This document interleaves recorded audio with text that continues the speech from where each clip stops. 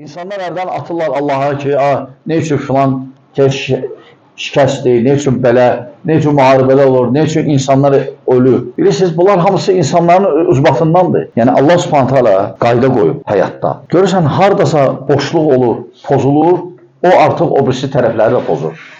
Məsələn, indi biz şahidi oluruq da, məsələn, Avropada nə gəlir bizə? İki şey gəlir əsasən. Ateizm, bir də maviizm. İki şey gəlir. İndi fikir verin. Bunun çoxalmağı nədir? Bunun çoxalmağı sistem pozulur. Təbii ki, bu başqa yerləri də təsir edəcək. Problemlər yaranacaq. Ya müharibələrə, ya xəstəliklərə, ya başqa şeylərə. Sonra da oturub ateistlər dəlil gətirirlər ki, ne üçün o filakəs belədir, filakəs belədir.